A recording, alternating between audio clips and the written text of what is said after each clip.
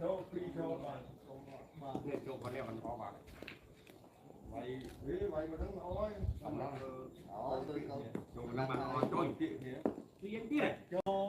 ngay mình chân đi vậy lại anh cho bạn vậy mũi kho châu ban mùi ấy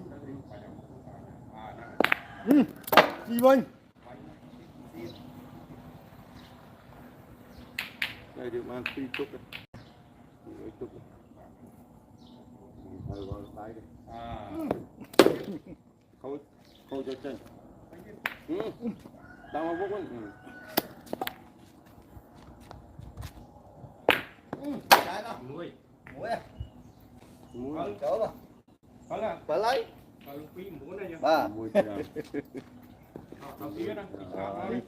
anh đi muối tiết chưa xa đó ô phân nè đây bác sĩ ạ dạ bác sĩ bảo thế tí bentuk pembaik itu yang perang yang gitu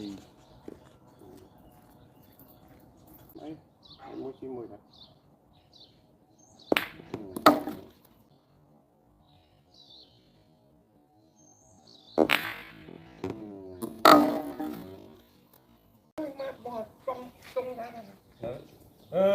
bà này ôi có và pi tăng cái khâu hốt tại đó này còn là khâu dây hùa pin tích trời ơi bà ồ còn mang từ mò vô mình hùa tiết à chó thế mà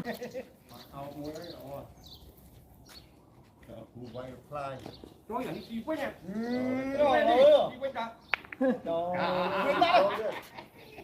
Bay ra đây. Bay ra đây. Ô, còn chật say mười gì ba này. Lạnh trái liệt. Kìa mà.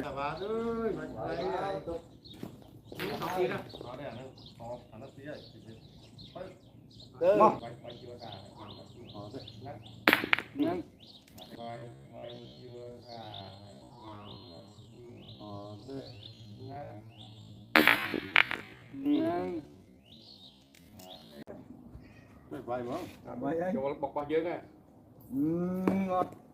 thì ngọt nhặt mấy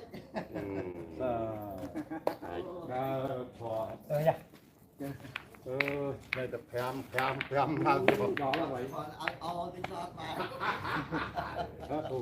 đây tập phèm bà từ mấy cái bạn co thân đi là ổn bà